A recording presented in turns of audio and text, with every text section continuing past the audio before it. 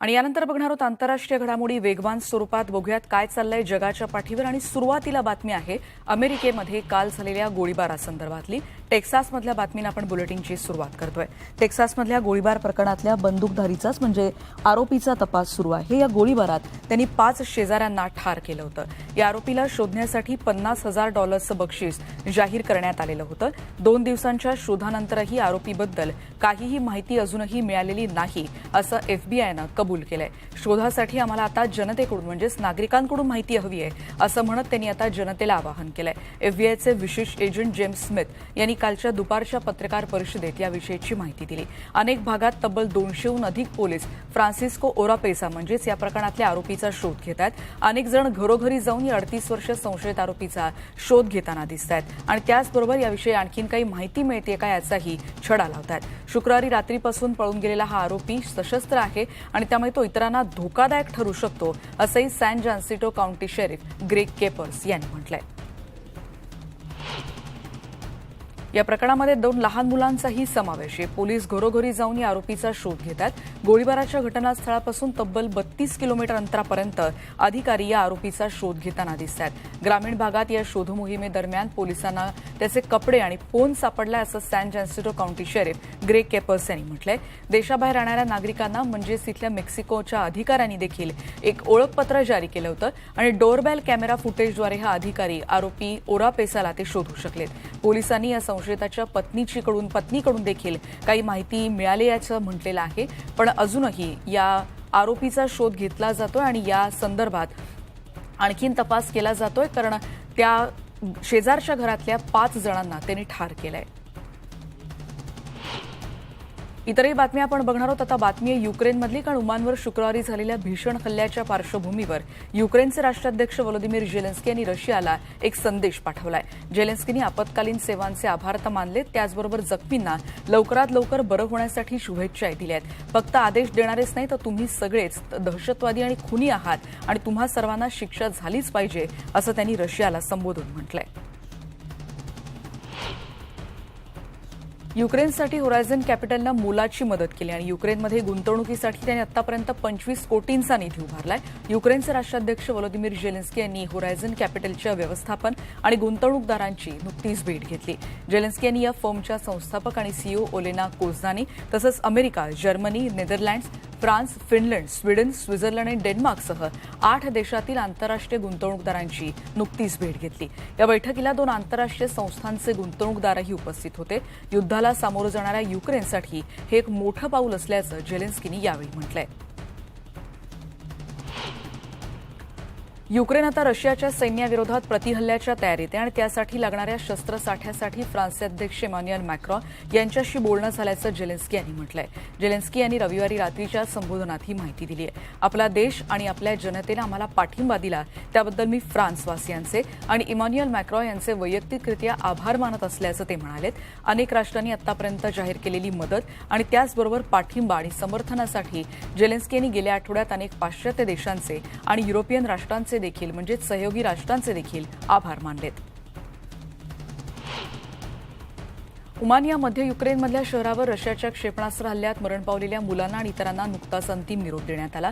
त्यांच्या दफनावेळी नातेवाईक आणि मित्रांना अश्रू अनावर झाले होते.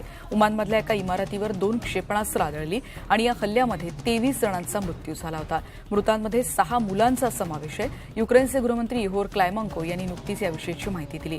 या सगळ्यांना श्रद्धांजली वाहण्यासाठी ते मेणबत्त्या ठेवण्यात आल्या होत्या.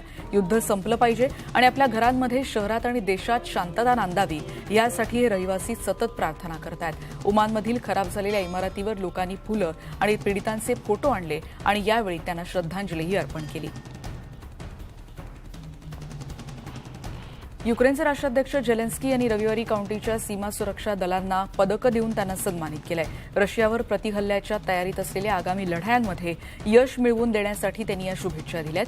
लष्करी वाहनं आणि त्याचबरोबर इकडच्या बॉर्डर गार्डच्या नव्यानं स्थापन झालेल्या एलिट स्टील बॉर्डर असॉल्टच्या ब्रिगेडचे सदस्य यावेळी झेलेन्स्की सोबत दिसले. आक्रमण करणाऱ्या रशियाच्या सैन्याविरोधात युक्रेनचे स्प्रिंग काउंटर ऑफेन्सची आता चर्चा तर याआधीपासून होत होती, पण ती अजूनही प्रत्यक्षात येऊ शकलेली नाही आणि त्याचीच सज्जता आता युक्रेननं केली आहे. अजूनही येणाऱ्या काळात मोठ्या लढाया होणार आहेत आणि आपण आपली जमीन आणि आपल्या लोकांना रशियाच्या गुलामगिरीतून मुक्त केलं पाहिजे, असंही यावेळी झेलेन्स्की म्हणाले. रशियन सैन्याविरोधात प्रतिहल्ला करून पुढे जाण्याच्या युक्रेनच्या सैन्याचा निर्धार झेलेन्स्कींनी व्यक्त केलाय. यासाठी फिनलंड, स्वीडन, डेन्मार्क आणि नॉर्वेतल्या पत्रकारांना नुकताच त्यांनी मुलाखती देखील दिल्या आहेत. हा निर्धार त्यांनी या मुलाखतीतही व्यक्त केलाय. हे प्रतिआक्रमण म्हणजेच प्रतिहल्ले लवकरच वेगानं सुरू होतील आणि सैन्याला वचन दिलेली सर्व लष्करी उपकरणं वितरित होण्याची वाट आपण यापुढे पाहणार नसल्याचं ते म्हणाले. F-16 हे लढाऊ विमानांच्या वितरणाला मान्यता मिळेपर्यंत आम्ही वाट पाहणार नाही, असंही झेलेन्स्की पुढे म्हणाले. रशियानं आपली रणनीती बदलली आहे आणि त्यांनी व्यापलेल्या प्रदेशांचं रक्षण करण्यावर आता आपलं लक्ष केंद्रित करणार असल्याचंही झेलेन्स्की म्हणाले. युक्रेननं निषेध नोंदवल्यानंतर शेजारच्या इतरही देशांनी युक्रेनच्या धान्य निर्यातीवर निर्बंध आणण्यासाठी तत्वतः करार केल्याचं मंत्रालयाचे प्रवक्ते ओलेग निकोलेंको यांनी म्हटलंय. युक्रेनच्या परराष्ट्र व्यवहार मंत्रालयानं कीव्हमधला पोलंडचा दूतावास आणि युरोपियन युनियनचे प्रतिनिधी कार्यालयाला यासंदर्भातल्या नोट्स पाठवल्यात. त्याचबरोबर युरोपियन व्यापार गटाद्वारे त्यांच्या धान्य निर्यातीवरचे निर्बंध स्वीकारण्यासारखे नाहीत, असंही त्यांनी म्हटलंय.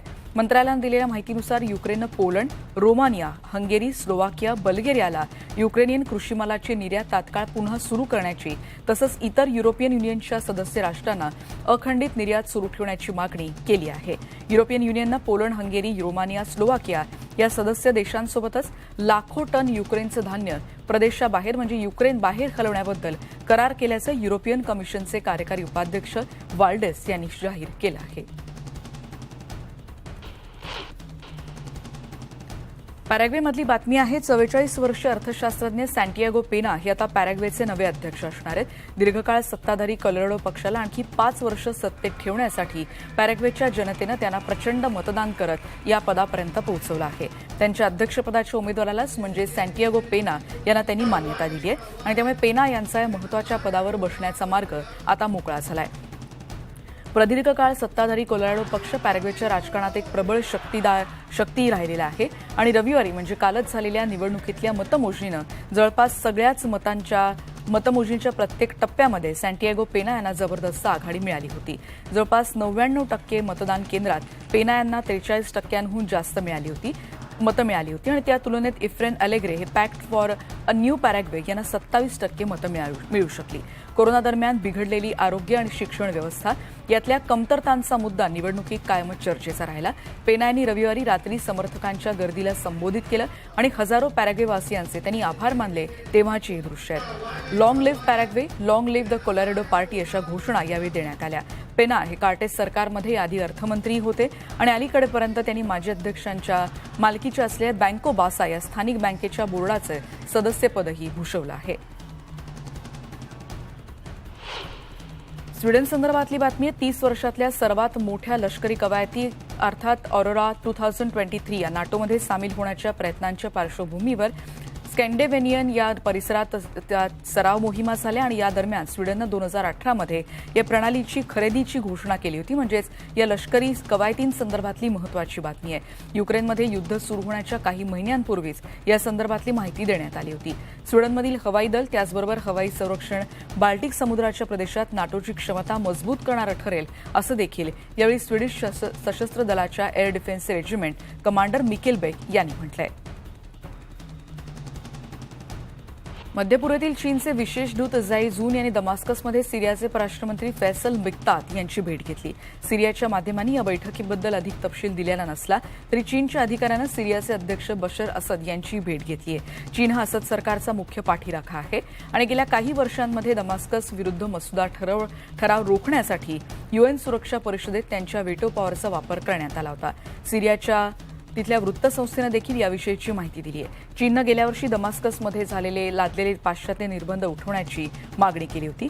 2011मध्ये सुरू झालेल्या संघर्षानंतर सुमारे 5 लाख लोक यात मारले गेले होते. मालीमधली बातमी आहे. राजधानी बामाकोमध्ये शेकडो नागरिक एकत्र जमले होते आणि त्यांनी पश्चिम आफ्रिकन देशातल्या संयुक्त मोहिमेला म्हणजे शांती मोहिमेला टाळण्याचं आवाहन केलं होतं. या निषेध सभेला उपस्थित राहण्यासाठी स्थानिक राजकीय आणि तिथल्या काही गटांच्या आवाहनाला देखील आंदोलकांनी प्रतिसाद दिला, पण इथे रशियन झेंडे फडकवत घोषणाबाजीही जोरदार करण्यात आली. 2020 मधील इथल्या पहिल्या बंडानंतर इथे मोठ्या प्रमाणात माली आणि त्याचबरोबर इथल्या सैनिकांच्या मदतीनं अल कायदा आणि इस्लामिक स्टेट संघटनेशी संबंधित सशस्त्र गटांची इथला लढा सुरू आहे.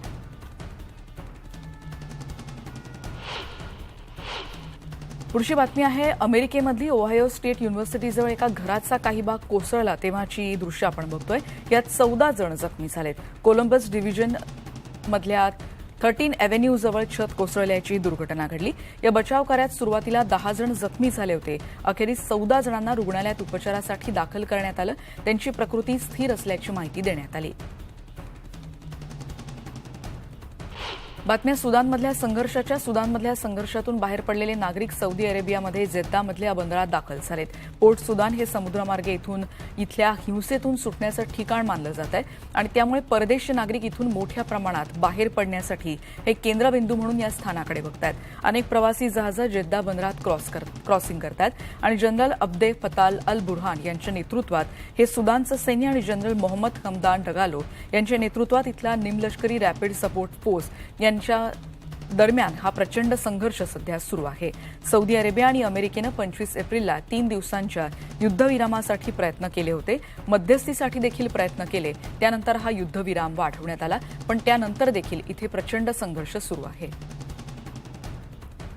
खार्तूम विद्यापीठातील नायजेरियन विद्यार्थ्यांनी या विषयाच्या प्रतिक्रिया दिल्या. तिथल्या लढाईत सातत्यानं धोकादायक परिस्थितीला त्यांना सामोरं जावं लागतंय. एका विद्यार्थ्यानं चित्रित केलेला हा व्हिडिओ सध्या आपण बघतोय. इथल्या बंदुकीच्या गोळीबाराच्या आवाजानं विद्यार्थ्यांची प्रवेशद्वारातून बाहेर पडण्यासाठीची धावपळ सध्या आपण बघतोय. सुदान डॉक्टर्स सिंडिकेटनुसार आतापर्यंत मृतांची संख्या 411हून जास्त झालेली आहे. या लढाईत आतापर्यंत 2023 पेक्षा जास्त नागरिक जखमी झालेत. प्रांतीय राजधानी जेनेनाच्या शहरात देखील हिंसाचारात 89 जणांपेक्षा अधिकांचा मृत्यू झालाय.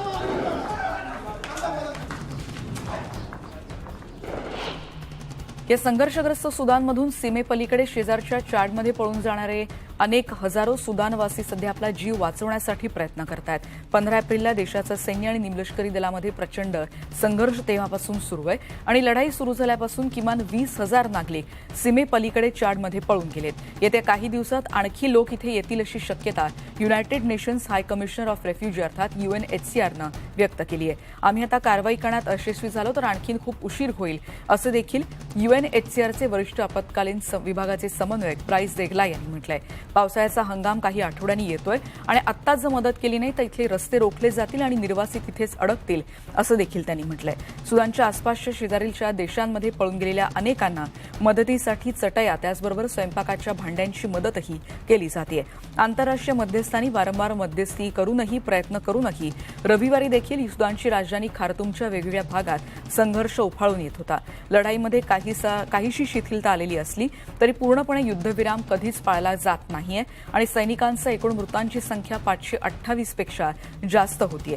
4,500हून अधिक जण यात जखमी झाल्याची माहिती सुदानच्या आरोग्य मंत्रालयाकडून देण्यात आली.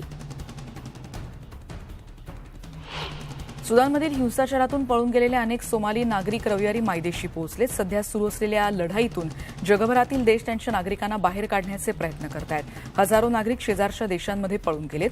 148 सोमाली नागरिक त्यात मुख्यतः विद्यार्थ्यांचाही समावेश आहे जे सुदानमधून यशस्वीरित्या त्यांना बाहेर काढण्यात आलंय. मोगादिशू इथे पोहोचले तसं देखील माहिती सोमालियाच्या परराष्ट्र मंत्रालयानं काल दिली. सोमाली सरकारच्या सोयीनुसार सोमाली नागरिकांना इथून सुदानमधून इथिओपियाला नेण्यात आलंय आणि त्यानंतर घरी जाण्यासाठी त्यांना अदिस अबाबा इथून पुढचा प्रवास त्यांची योजना तिथून केली जाते. इथे तीव्र लढाई सुरू आहे त्यामुळे हजारो परदेशी नागरिक सुदान सोडण्यासाठी अक्षरशः धडपडतात. पोर्ट सुदानमध्ये बरेच नागरिक आणि विद्यार्थी समुद्रमार्गे हा देश सोडण्याच्या आशेनं निघालेत. यात अनेक सिरियन नागरिकांचाही समावेश आहे. कारण सिरियाच्या आधीच सुरू असलेल्या संघर्षातून मार्ग काढण्यासाठी आणि नवीन आयुष्याला सुरुवात करण्यासाठी ते सुदानमध्ये आले होते. पण इथलाच संघर्ष आता उफाळलाय त्यामुळे हजारो परदेशी नागरिक आणि सुदानी नागरिकही सुरक्षेसाठी आता इथून अनेक मार्गांनी बाहेर पडण्याचा प्रयत्न करत आहेत. अमेरिका आणि ब्रिटननं देखील पोर्ट सुदानमधून नागरिकांची सुटका करणं सुरूच ठेवलेलं आहे. युकेनं देखील नागरिकांसाठी आणखी एका विमानाचं उड्डाण सोमवारी संध्याकाळी म्हणजे आज संध्याकाळी खार्तूमच्या एअरफील्डमधून करणार असल्याचं सांगितलंय. इथला युद्धविराम आणखी 72 तास वाढवला जाईल असं सुदानचे सैन्य आणि त्यांच्या प्रतिस्पर्धी निमलष्करी दलानं म्हटलं आहे. भारताबद्दलची एक महत्वाची बातमी आहे कोरोना रुग्णसंख्येबद्दलची, कारण भारतात 4,282 नवीन कोरोना रुग्णांची गेल्या 24 तासात नोंद झाली आहे. 47,246 रुग्णांवर उपचार सुरू आहेत. 6,037 जण आता कोरोनामुक्त झालेत.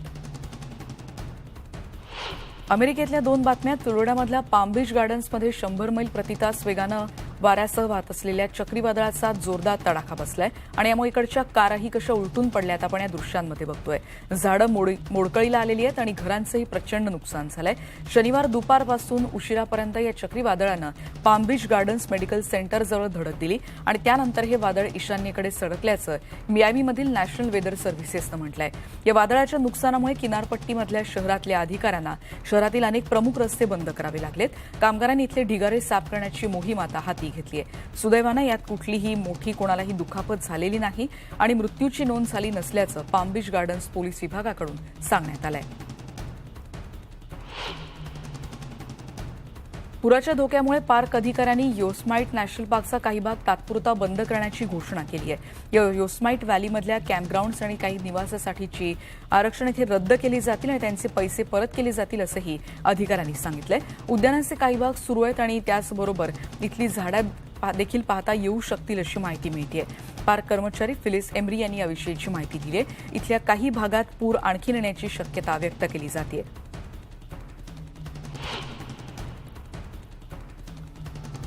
पोप फ्रान्सिस यांनी बुडापेस्टमधल्या एका सामूहिक प्रार्थनेदरम्यान युक्रेनच्या त्याचबरोबर रशियाच्या लोकांना शांततेचं आवाहन केलंय. इथल्या दोन्ही राष्ट्रांच्या नेत्यांच्या मनात शांतता निर्माण करण्याची इच्छा निर्माण व्हावी आणि तरुण पिढ्यांना एक आशा आणि भविष्याची जाणीव होऊ द्या असं देखील त्यांनी म्हटलंय. युद्धाची जाणीव त्यांना इतक्या लहान वयात होऊ नये असं देखील त्यांनी म्हटलंय.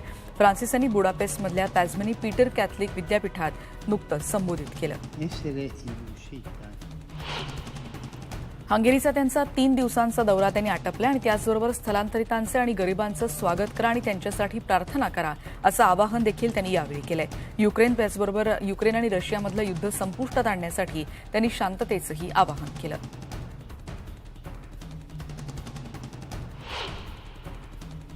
आणि यानंतर एक ब्रेक घेऊन इतरही बातम्यांसह पुन्हा भेटणार आहोत. पहा फक्त जगाच्या पाठी.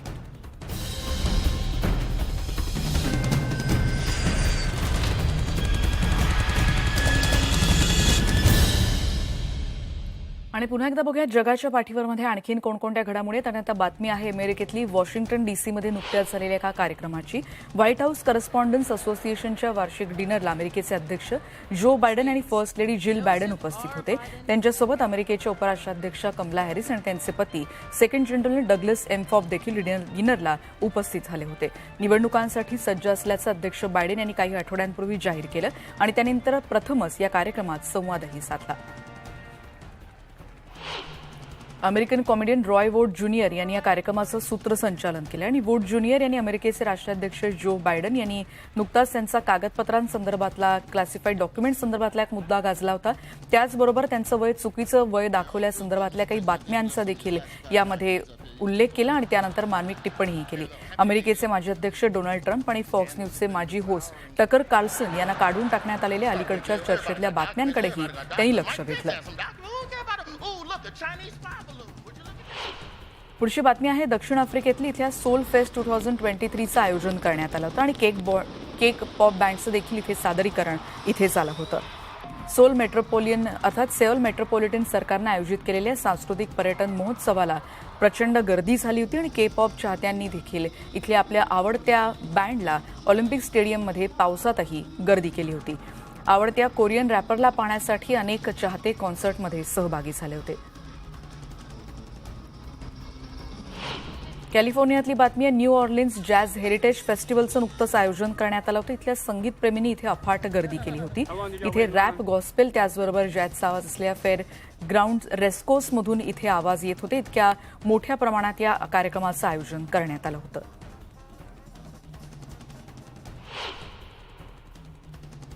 पुढची बातमी आहे सॅन डियागोमधली हेलन वुडवर्ड अॅनिमल सेंटरच्या मदतीसाठी इथे बोट टूरमध्ये श्वान सहभागी झाले होते. सिटी क्रूजने वार्षिक कार्यक्रमाचं आयोजन केलं होतं.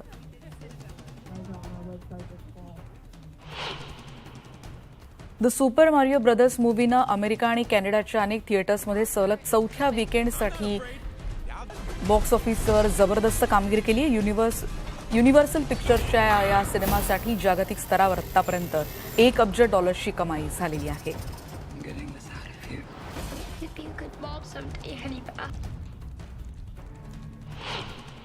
येत्या काही दिवसात म्हणजेच 6 मेला राजे चार्ल्स यांचा राज्याभिषेक होणार आहे आणि त्याआधी लंडनच्या मॅडम तुसॉ वॅक्स म्युझियममध्ये किंग चार्ल्स यांच्या पत्नी कॅमिला यांच्या नवीन मेणाच्या कृतीचं पूर्ण पुतळ्याचं अनावरण करण्यात आलं. पुढच्या आठवड्यात राज्याभिषेक समारंभाच्या आधी हे अनावरण झालं होतं. गेल्या आठवड्यात हा सोहळा झाला. क्वीन कन्सोर्ट म्हणून त्यांना ओळखलं जातं आणि कॅमिला यांच्या अधिकृत शीर्षकात आता काही दिवसातच बदल होणार आहे. डिसेंबर 2022 मध्ये डिप्लोमॅटिक रिसेप्शनला त्यांनी परिधान केलेल्या पोशाखाची ही प्रतिकृती यावेळी त्यांच्या या मेणाच्या पुतळ्यावर आपल्याला दिसते. त्याचबरोबर राणी एलिझाबेथ द्वितीय यांना श्रद्धांजलीच्या वेळेला त्यांनी परिधान केलेल्या त्यांच्या सेटवरच्या दागिन्यांच्या प्रतिकृती देखील यावेळी दिसत आहेत. बेल्जियन सफायर टियाराचे देखील यामध्ये समावेश आहे. लंडनमध्ये अनेक व्यवसायांना यामध्ये तेजी आलेली आहे. 6 मेला वेस्टमिनिस्टर अॅबेमध्ये राजे चार्ल्स तिसरे यांचा राज्याभिषेक होणार आहे आणि तेव्हा थाटामाटात अनेक मोठ्या प्रमाणात इथे नागरिक पर्यटक देखील येतील अशी शक्यता वर्तवली जाते आणि अनेक गावातल्या महिलांनी देखील राज्याभिषेकासाठी त्यांनी तयारी सुरू केली आहे. त्याचबरोबर वेगळ्या प्रकारे लोकरीच्या प्रतिकृती देखील इथे तयार केल्या जात आहेत.